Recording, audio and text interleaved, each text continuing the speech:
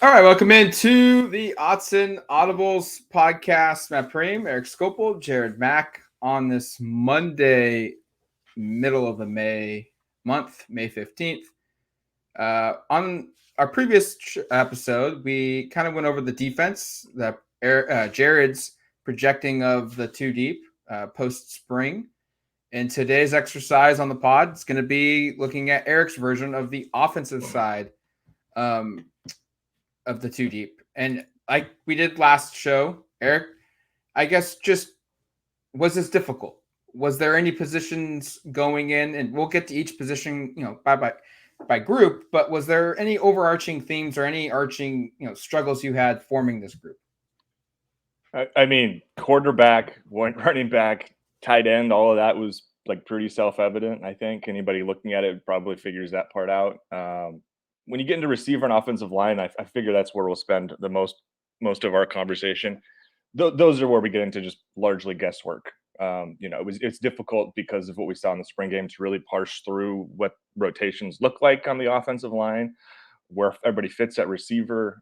We can have some kind of discussions about what to make of all of that because there were certainly people kind of at spots that weren't where I expected, and so I accounted for that in the two deep. And I don't know if that necessarily is something that will matter at all come fall, but we have limited information. The information we did have said, hey, this person was working there and this person was working here, and so that was probably what made the receiver part more difficult. Along with, and we'll get to when we get there, they've now added a player, and maybe they'll add more that kind of add to the room and kind of some of the decisions. So those were the two groups that were hard. And I think the rest of it, as we'll get to, and as everybody listening probably knows, like everybody's got a feel for what's happening at quarterback. Everybody has a feel for what's happening at running back. I think wide receiver and offensive line for probably everybody listening is the other spots where you're kind of going like, there's some kind of mixing and matching that needs to get figured out right now. Do you want me to run through quarterback?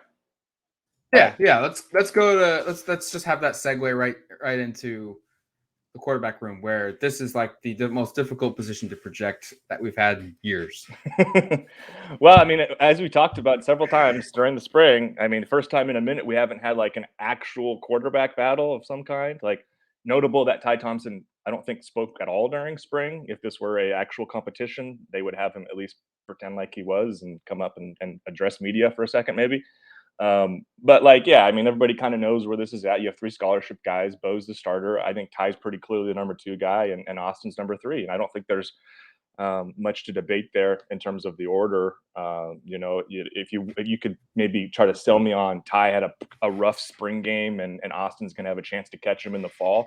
Wouldn't totally disregard that. That could be an outcome. I just also think it was pretty clear who they were trying to, give a more of an opportunity to, where you saw Austin attempt 8 passes and you saw Ty attempt, I don't have it off the top of my head, but like maybe 34 passes. So in the spring game. So I think that's pretty telling. And obviously Ty's been here a couple of years. Physically, he's prepared, whereas Austin is just arrived and physically still needs some work in terms of development. So I think that's pretty clearly where you're headed this fall.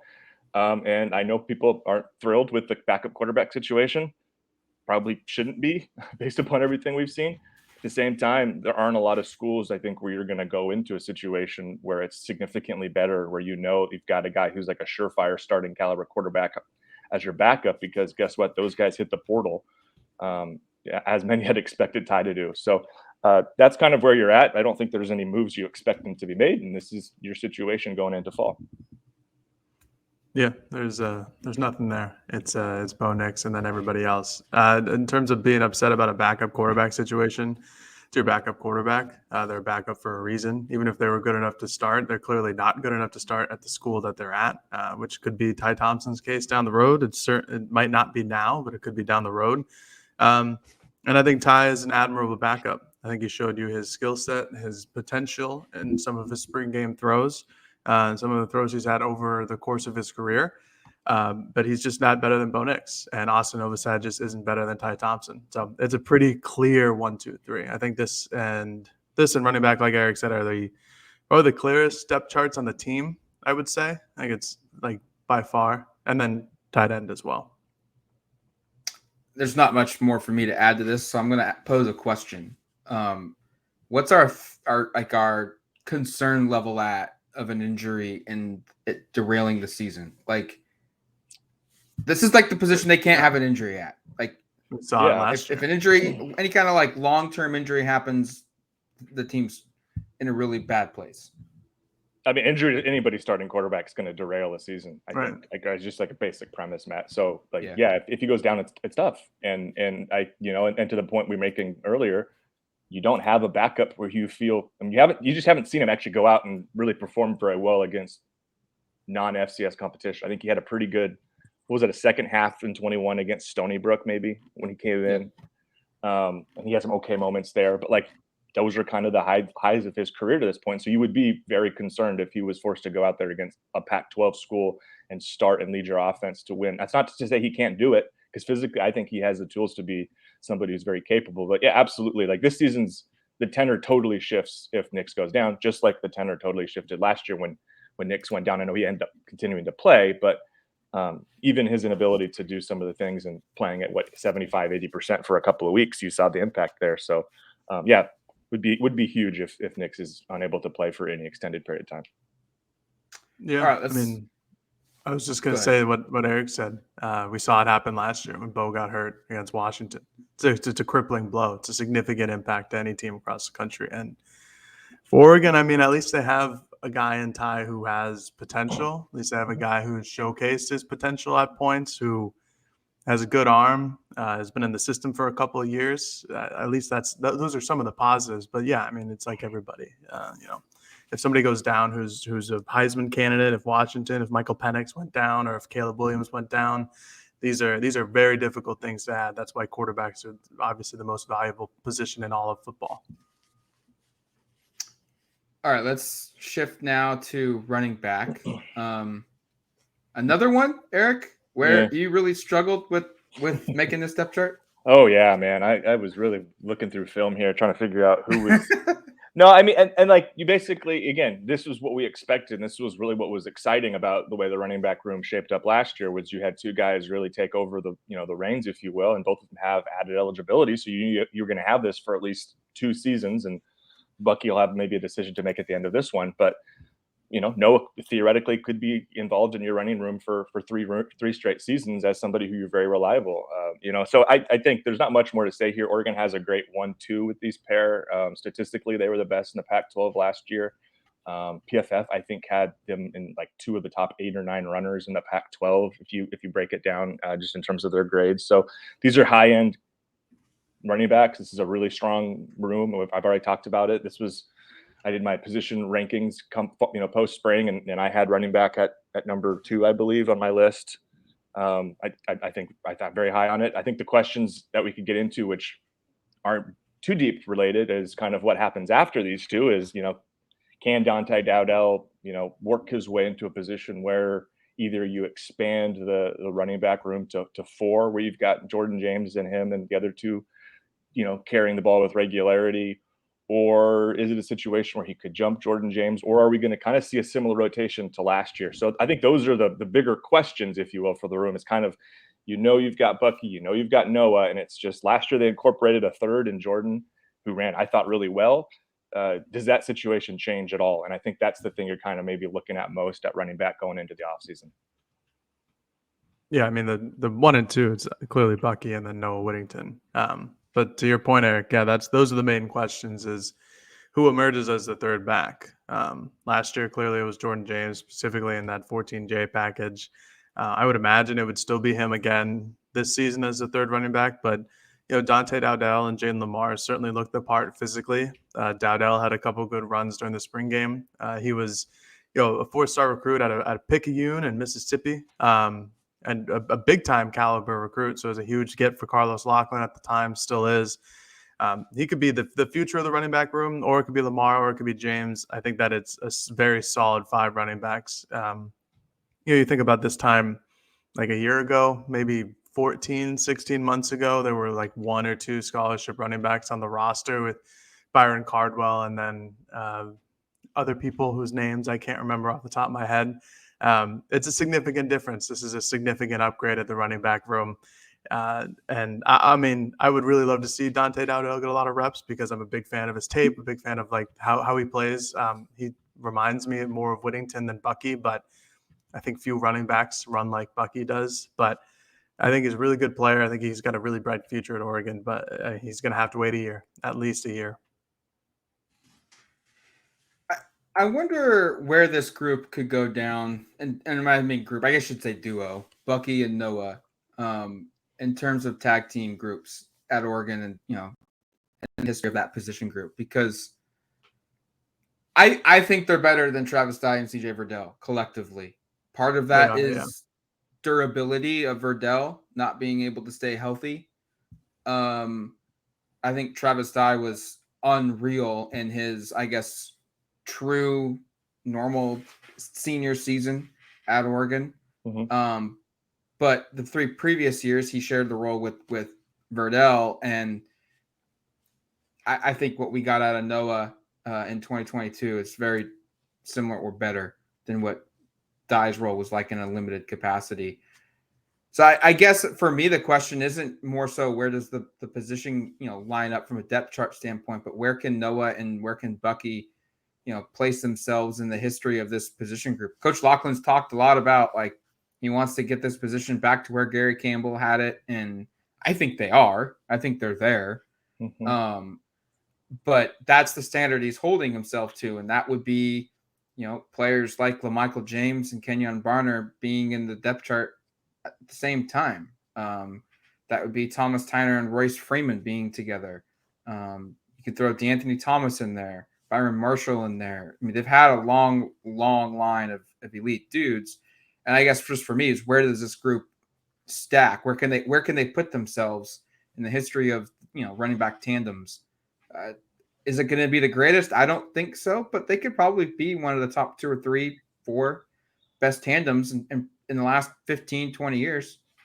We're going to need Rob Mosley on here to really run through the history. But I think Kenyon and LaMichael is clearly number one. Yes. That's the pinnacle. I think I might be wrong. I think Ontario Smith and Maurice Morris might have both had 1,000. They both had 1,000 in 1 year. Yep. Yeah, so that would be one. And then I also thought of Garrett and Jeremiah Johnson in the 2008. I can't remember the years. I'm so bad with years now. 06 maybe. It was one of 2008. Okay. It's 2008 because LeGarrette got suspended in 2009. Right. So, and I think LeGarrette was just short of 1,000, or they both got to 1,000 that year. So those are just off the top of my head years that stand out. But I think they're very capable of getting into that second tier. I think it would take a ton to get to the LaMichael Kenyon thing, just because, like LaMichael's, they don't run it. Yeah, they also don't run it enough, right? Yeah, it's so different. Like, just the plate style. Like, I think Bucky and Noah have the talent to be in that top tier, but sure, they don't run the ball. They don't run it nearly as much as they used to. And I mean, Bucky only got 1,000 yards because of his bowl game performance, which was an incredible performance. Noah, I don't remember what the number was, but I think he was around that 700-yard plateau. But I mean, they both averaged like over 6 yards a carry. They were both tremendous. They're both extremely athletic. They're both extremely gifted and talented at the running back position. They just don't run it. I mean, Christ, I'd love to see what they'd look like in a Mario Cristobal offense, because my goodness, they both get 1 million reps a season and they would have 1,500 yards each, because I think each of them are more individually talented than Dye and Verdell were. I think Dye was the more talented over Verdell, but I think like someone like Bucky Irving can do exactly what those two guys did very well at, and into one human. And so I think that puts them at a special level. But I mean, historically, like record book wise, they'll probably never get up to that top tier level. Like, I don't think it'll ever come close, unfortunately. But Oregon lore, they'll be up there. Yeah, I was but Noah had 779. What we should have done if we were going to, this is a spur of the moment conversation, but would be kind of fun maybe to have this at some point going into the season, of actually looking at the best statistical duos and like, what would they need to get to accomplish I know it would just be based on stats alone, but accomplish to be a top 3 or top 4, pairing season. Because like we said, there have been some pretty special ones. And any year where like LaMichael or Royce Freeman were here, by the way, is going to be inflated, because those guys ran for like 1,800 yards on their own, which is like what those two guys ran for last year. So so Jared makes a good point. The running, just the way the offense is constructed, makes it difficult to hit some of these statistical benchmarks, probably, of like, I think Bucky's maybe, this may be outlandish, the most gifted actual runner I've seen at Oregon in my lifetime. Like, I know that might sound really hyperbolic. No, I don't think that's outlandish. I think that's I mean, watch those highlights. It's ridiculous. So, it's wonderful. but I also think, like, I would be really stunned if he ran for like 1,500 yards this year, just seeing what kind of the offense looked like last year, and then also not knowing if Stein is going to let. I mean, based on the spring game, and we're now devoting more time to running back than we probably needed to, so we can jump on here in a second. But based on the spring game, it looks like they're going to throw it 1 million times per game. So should we? I know that doesn't necessarily mean too much, but yeah. Well, that's another part of if we're going to talk about the statistical, like getting to that top tier. They just probably, it seems like to Jared's point, they might not have the opportunity to get there just based upon rep count alone. I don't think your Bucky being the most talented back is outlandish, but I would still take LaMichael. I mean, he won the Doak Walker. I would too. Bucky has the potential though to get to that level if he gets, like Jared said, the opportunities to carry the rock that many times like LaMichael did. But your point also still stands, Jack. We need to move on to the next position group. So we're going to take a quick break. When we come back, we're going to dive into the position groups where there's some uncertainty or a little bit of uncertainty on the offensive side of the football. All right, welcome back to the Autzen Audibles Podcast. 2 positions in, a couple more to go here. Let's start with the tight ends because I think this one is probably the most clear of the 3 remaining groups here. How would you look at this? How did we do this? Well, I mean, Terrence Ferguson is the de facto starter. I know it's interesting because I think a lot of people think he started a lot more games than he started last year, and I still think he started about half. But at the same time, I think it's pretty clear coming into this year with the 2 players he was competing with for starting reps last year, transferring, that he's going to be the guy. And I think if he's not the guy, that's either a really bad thing or a really good thing. And if it's a really good thing, it's because one of these guys we weren't expecting to ends up being a much bigger contributor than anticipated. And if it's a bad thing, it's because that means they didn't have a lot of talent at tight end to begin with. So, but I think Ferguson's clearly your number 1 guy. I have Patrick Herbert as the 2, just because I have yet to see anything from Sadiq that leads me to believe he's like absolutely ahead of Patrick Herbert. Casey Kelly is a name that, to me, that's a depth piece. They just added Caden Ludwig, preferred walk-on from Colorado, who is a pretty accomplished prep player at Oregon, but primarily on the defensive side of the football. So don't know if I expect him to be a massive contributor, but they do have a little more bodies than they did to start spring. That's a real positive thing. I think you'd feel better about the depth here, but I guess the question I will have, and maybe I just posed to Jared, obviously I think we all think Ferguson's the number 1, but this group, I think it's going to take a lot from these guys collectively behind him to maybe get them to the point where they were last year. And I'm not saying last year's tight end group was incredible, because based upon all metrics, they were solid but not great. But I mean, I think you have bodies now, and I know Jared, you've been championing the adding a transfer portal tight end and hitting the portal. You got your wishes. Kind of, where's your assessment for where is the group at right now? I mean, I think it's still extremely top heavy. Again, Terrence Ferguson, who was hurt during spring camp, isn't the best start to the season. But again, you're relying on, Casey Kelly, an Ole Miss transfer who got hurt at his time during Ole Miss, a former preferred walk-on. Patrick Herbert, who's a guy who's been at an injury risk during his entire Oregon career, who played limited snaps last season. Ludwig is a converted defensive end from Colorado, who's a preferred walk-on after receiving a scholarship from Colorado. So we'll see what he does. I have no idea what that could look like. And then Kenyon Sadiq's a 6'2", 6'3", 220-pound true freshman tight end. I think that it's extremely top-heavy. I think what Oregon's going to miss the most about last year's group is their ability to block with Maliki Matavao and Cam McCormick. You go back and watch all those Bucky Irving runs, Eric, like we were talking about earlier. Go watch somebody on the tight end line go block somebody, because it's usually not Terrence Ferguson. Go ahead. Can I point to one play, Jared? Just is it the UNC Bucky Irving touchdown run? Yeah, Cam McCormick clears 2 guys. Yeah, he takes out 2 guys in one block. Yeah, because that's a real size tight end. That's like a 6'5", 250, 260-pound tight end, which was Cam McCormick and Maliki Matavao. They don't have that on the roster. I would imagine that Casey Kelly gets a bit more playing time than we all expect, because they're going to need another blocker. And from the spring game, from the formations that they run, It's a lot of 12 still. It's going to be just like Kenny Dillingham. It's going to be a lot of 12. It's going to really help that Terrence Ferguson is a tremendous pass catcher as a tight end. I just don't think that the talent is what it was last season, clearly. And I'm wondering how they're going to work around that. But maybe Kenyon Sadiq just becomes a tremendous pass catcher. And it's just such a mismatch and a defensive nightmare for opposing teams that this tight end room is just fine. And it does better than last season. But I wouldn't count on it.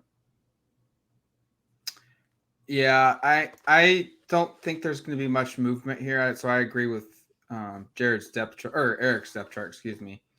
I also wonder if we're going to see, like, if this was the plan kind of all along, like they're not going to have as many inline blocking tight ends on the roster. I think they wanted to have one, maybe two if they could get it, which they now have. But I wonder if basically, I guess my question is, do they rotate as often as they did last year? Because all four guys played in all the games.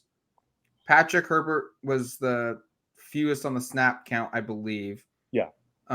But he was still a regular guy, still got into the game quite often.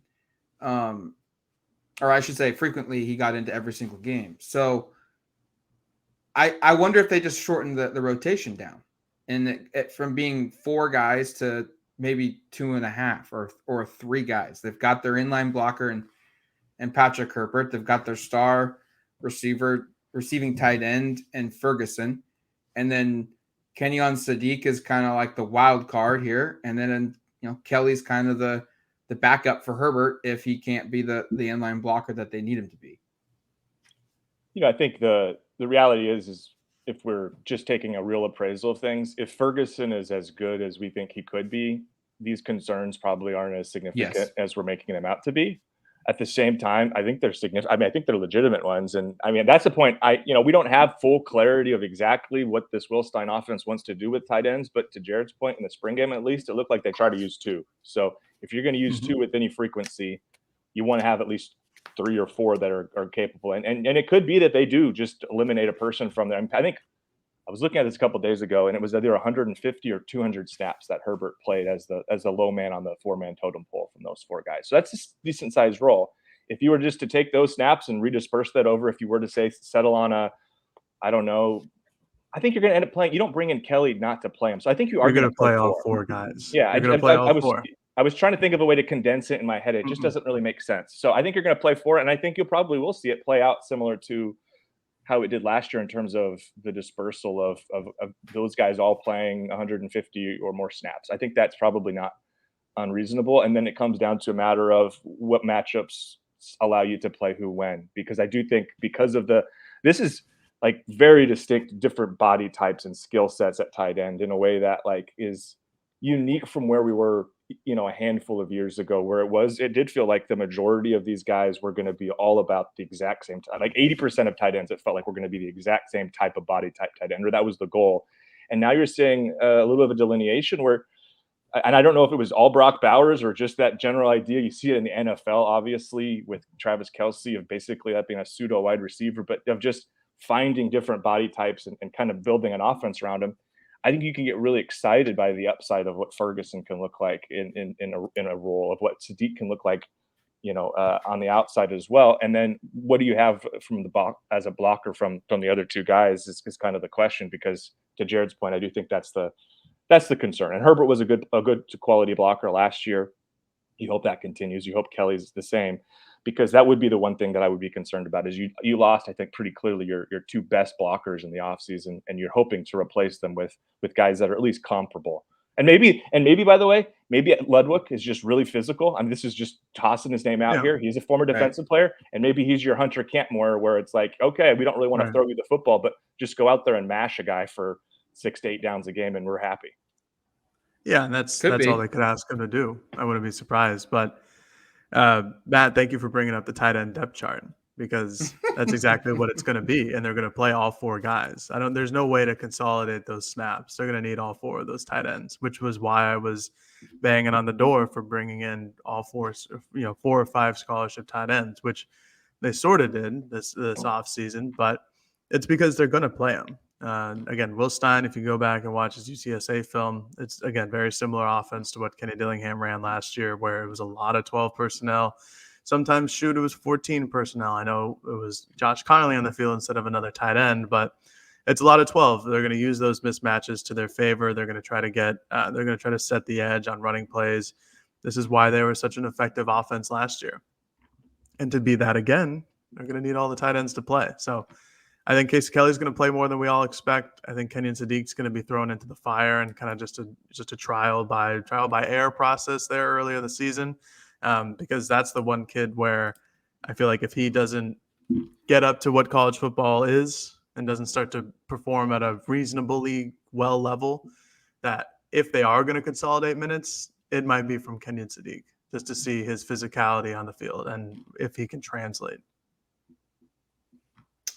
All right, now let's go to the receiver room, where even before we record this podcast, they've added a new name into the mix here. So I guess let's talk Gary Bryant first, and then we'll transition into how he fits into this position group, because it's now changed. Over the weekend, USC transfer Gary Bryant announced his commitment to Greg Biggins of 24/7 Sports that he was going to transfer and enroll at Oregon. This is something that we've talked a lot about on the podcast.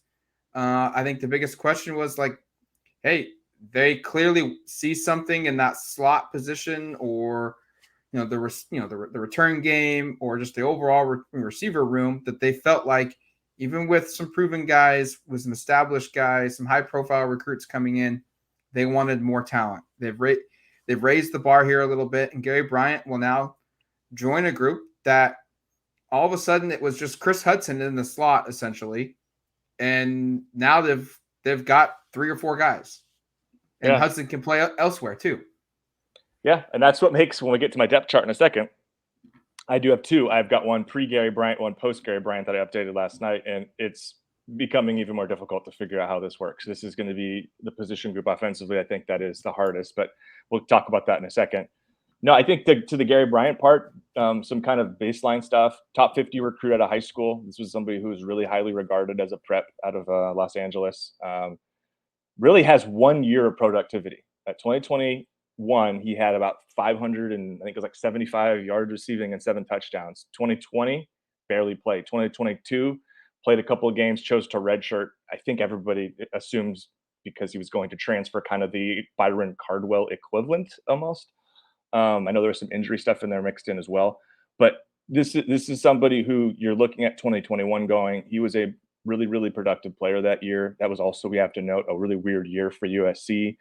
That was the year where Drake London had like all the receiving yards and then got hurt and then needed someone else to throw the ball to 1 million times. Despite winning like 4 games, they were extremely prolific throwing. And so you look at it, like I think over 60% of his receptions, yards, and touchdowns came in the last 4 games when the kind of seas parted and they were just like, we got to throw the ball to somebody. I'm not trying to diminish what he did, but like that was a very weird year for USC. And that's kind of the timeline where he had all of his production. He had some really big games. He had like, I think 160 yards and a touchdown against UCLA. He had a couple touchdowns against, I want to say, Arizona or Colorado. I was looking at this yesterday. So, somebody who was very productive for a spell at USC, but you're kind of just looking at that 4-game stretch and that 21 season as in terms of the college production part, but you can get pretty darn excited by it. And I think if you go watch how he kind of moves and the way he operates, you can see why this is somebody that was a take. You can see why this was somebody who was a top 50 recruit and somebody that I'm now predicting, we'll get to my depth chart in a second, will be a really big part of this receiver room. So I think this is a significant add. It's, again, if you kind of want to get into the nitty gritty of it, there's kind of maybe a little bit of risk because it is just a 1-year sample size, but I think the reward's pretty clear. And again, I tend to, and maybe I do this too much, I lean on the recruiting rankings for a lot of these guys when they hit the portal and you go, okay, the top 50 former recruit, that means he was a notch below a 5-star.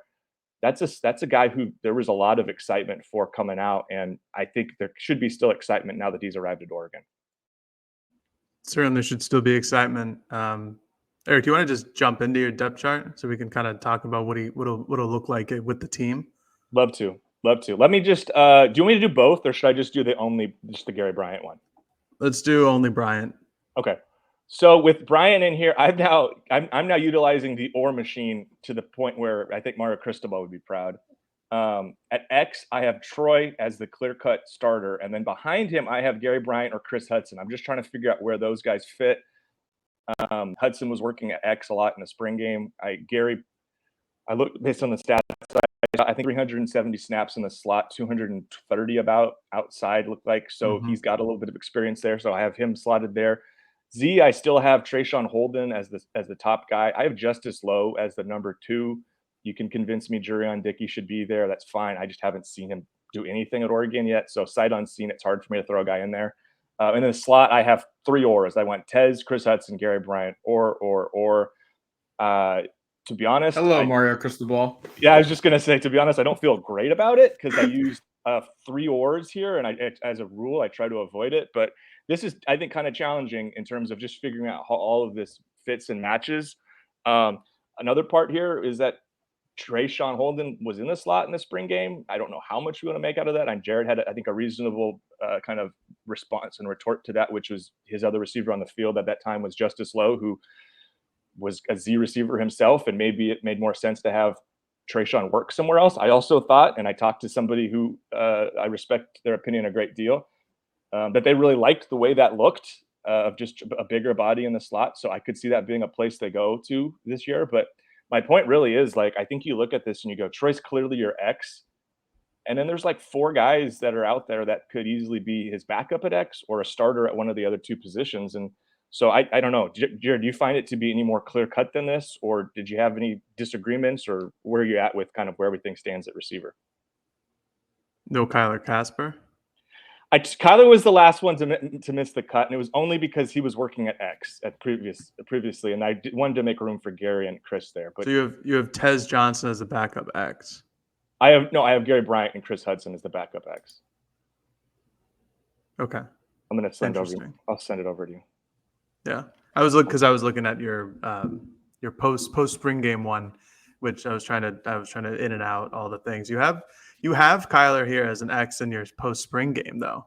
Yeah, I know, but I wanted to figure out how to get Gary in there because I wasn't sure exactly where it fit. This is where it gets complicated. Well, right, yeah, I think Gary Casper Bryant plays ahead of Lowe, and he just gets on the field. I agree. You just put the best player available.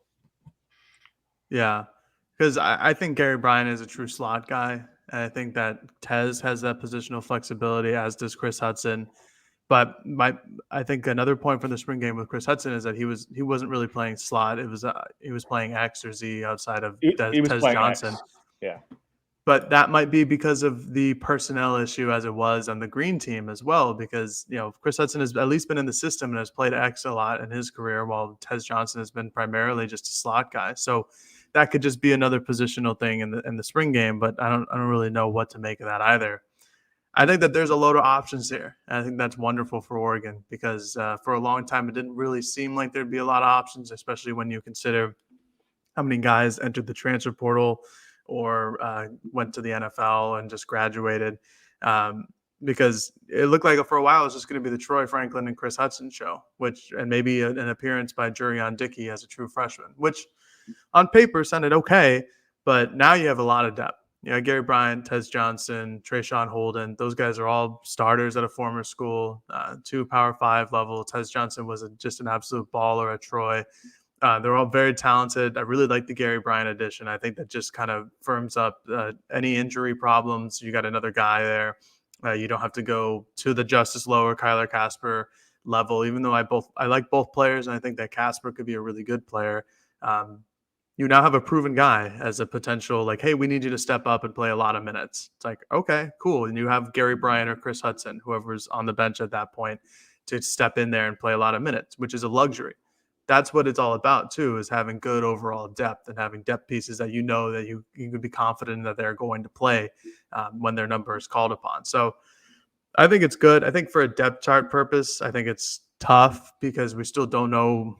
Gary Bryant just committed a handful of days ago. We don't know where the heck he's going to be playing, and we won't be able to find out until first week of August, probably. It's going to be difficult, but me personally, I look at him as more of a slot guy, but Oregon has 3 of those guys now with Bryant. So I'm not sure where they're going to put him, but X, Z, sure. He has the experience playing on the outside, and he's a bigger body than Hudson. So maybe that's the plan with him. Or maybe they have another plan, and we'll just find out in a couple of days or something.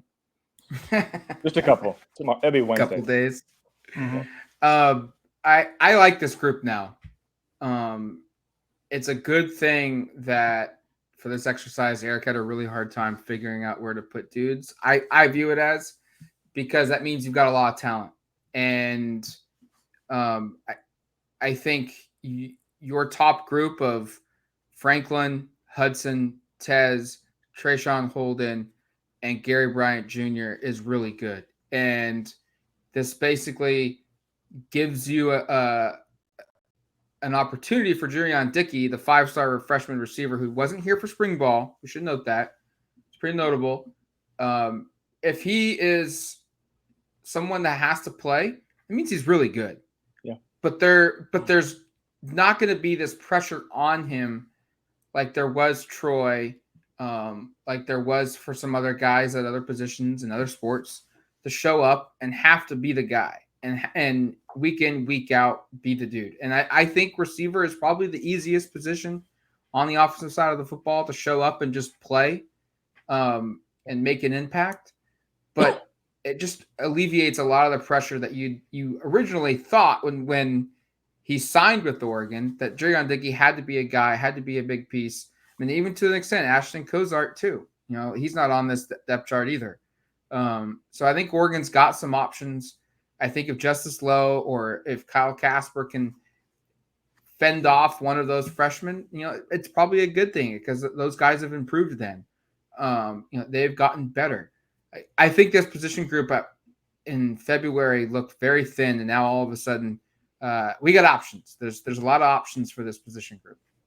Yeah, just my last couple thoughts here. If Dickey is as advertised, that makes you've got 6 really good receivers, in my opinion. Yeah, if you add him to the 5 that Matt addressed earlier, and that means that you may not have much opportunity for Kyler Casper, Justice Lowe, Ashton Cozart, Josh Delgado, whose name we haven't mentioned, is an older veteran guy who's hurt right now.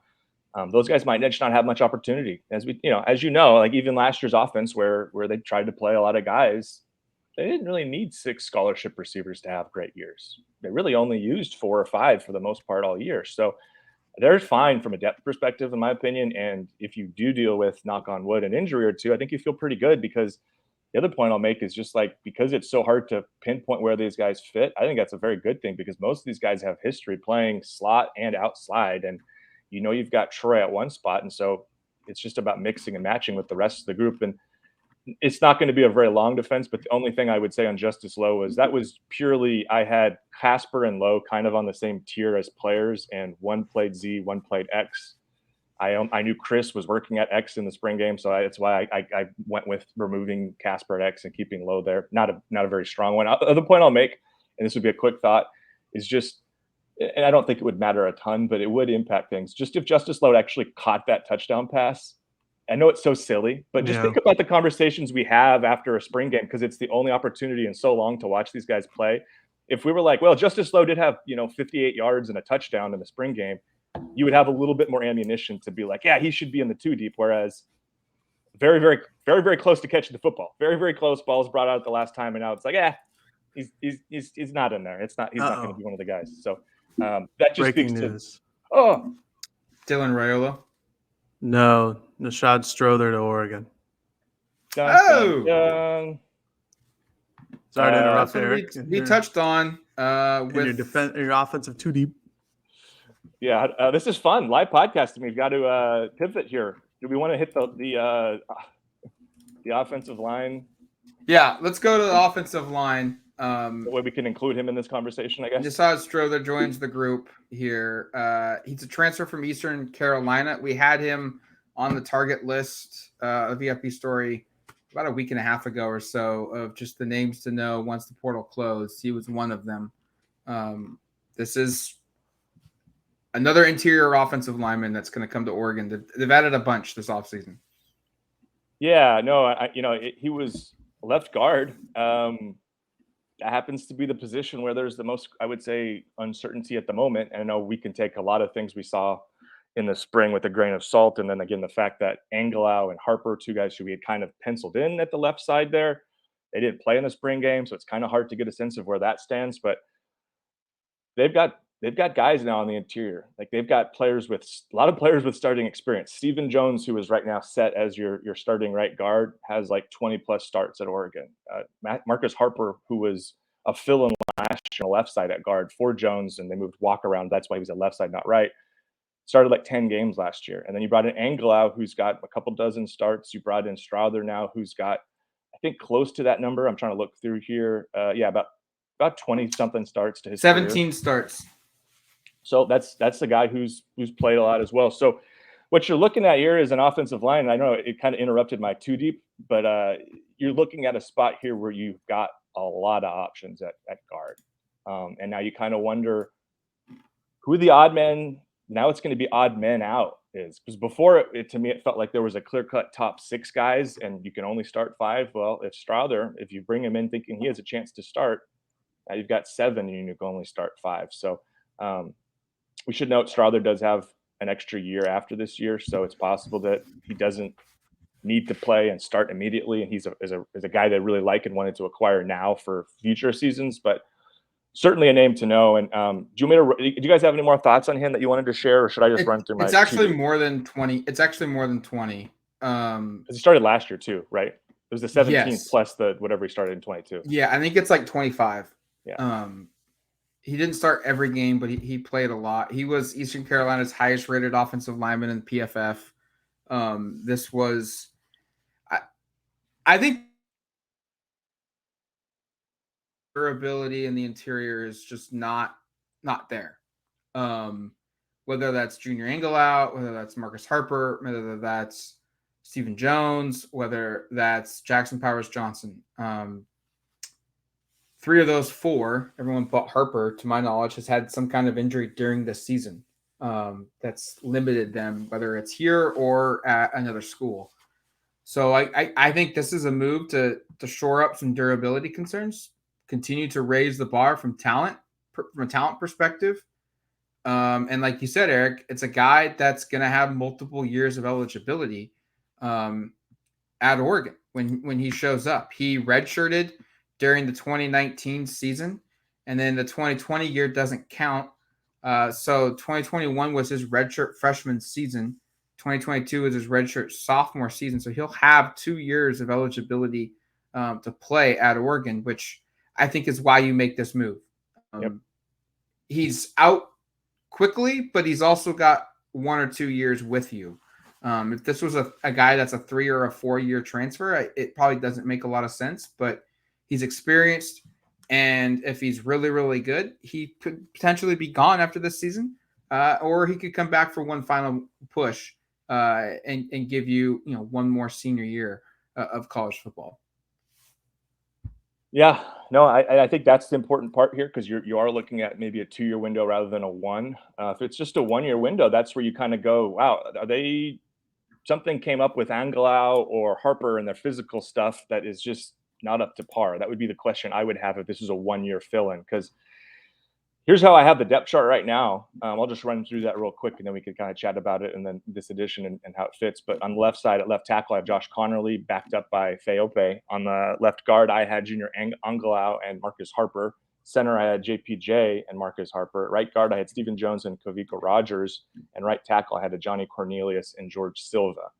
So as you can see, that left guard spot, I had Angelau and Harper kind of locked in there. Neither guy was available in the spring game. And we should note one thing here that I think is probably kind of important is I just remember Dan he was asked of like where they needed to work. And one of the things he mentioned was figuring out the offensive line a little bit. I think they probably came away from that spring game. I know he obviously hadn't looked at film, but maybe a sense coming out of spring and the game, but also the practices before it was, we need to find another offensive lineman. We're not as good as we thought we were at some of these spots. And Strother was a best available prospect that kind of fits. So I will be very curious to see how this plays out. This certainly adds another element here of now you've got Angelau, you've got Harper, you've got Strother, you've got JPJ as kind of these 4 guys that are in the center left guard kind of competition. You've got to at least be aware of Stephen Jones's name as somebody of like, shoot, maybe one of the guys who we think is left guard is not going to start and going to get pushed into a right guard competition with Stephen Jones, or maybe Stephen Jones is going to get pushed out to left or right tackle. I don't know, but like there could be some musical chairs here based upon Strother's addition and all this plays out. So like receiver, this was not an easy one to try to project. There's too many pieces that we are kind of uncertain on, and it was too bad in the spring game we didn't get at least see Harper or Angelau play, because I was curious to see how both would look. How much do you think this? Sorry, how much do you think this commitment of Strother is maybe telling on maybe what Marcus Harper's injury is, because he was dinged up towards the end of spring camp. Yeah, and then just how they feel about Angelau coming back from injury as well. Yeah, I think that would be something to consider for sure, right? Is like if you thought you were set at left guard, you might not make this move. And if you think both of the guys you had penciled in there are dealing with injury, and I know Angelau looked like, based upon what we saw, was making progress, maybe that progress was overstated, right? Like we never really saw him go through full contact stuff. Maybe he was just out there kind of moving and going through the motions, and it was just, maybe it's not quite there. But the Harper one is the one that you do have to acknowledge is a little bit concerning for the long term. And maybe he's not going to be available this fall. I don't know that to be the case. But if that is the case, this move makes a lot more sense of, it feels like you're crowded at left guard. It feels like you've got a lot of guys. If a couple of those guys aren't going to be able to be available because of health, this move makes a ton more sense. I think this move makes sense at face value, in part because, to the point we've made already, there's short-term value, and then I think there's clearly left long-term value because Stephen Jones he's done after this year, so that opens up a guard spot for next year. And Junior Angelau, it's the same thing. So two of your top guards in theory are gone. Strother could come back the next year with pretty much a lock for a starting job if it kind of all plays out that way. I think my rebuttal to that, and I'm not trying to disagree with you, I'm just trying to give maybe the other side of the coin here, or maybe a different perspective, is why would Strother pick Oregon if he didn't think he would play year one?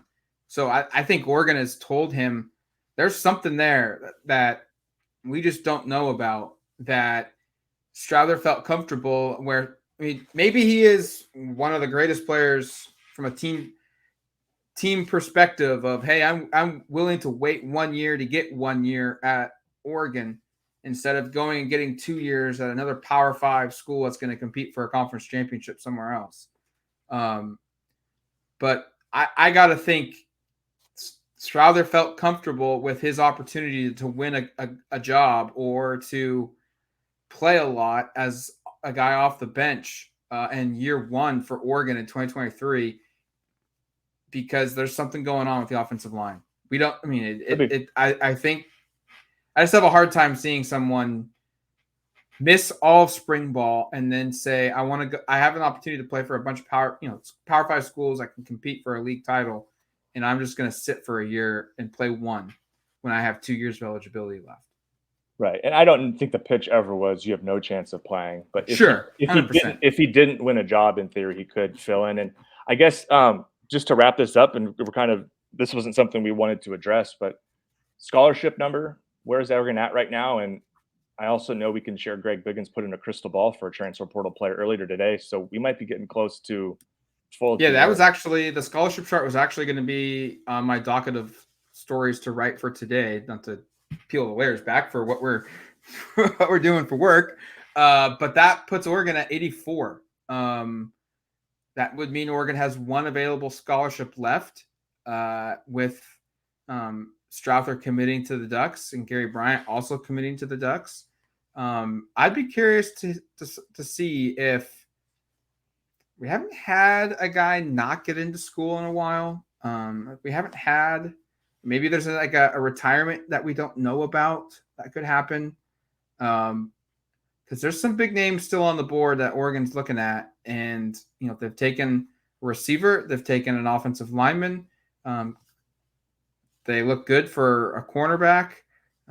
It's interesting. I'm curious what their numbers are looking like. We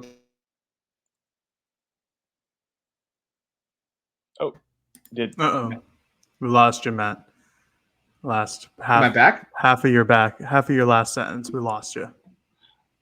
I think Oh, you're I'm back. just okay. Well, I'm back.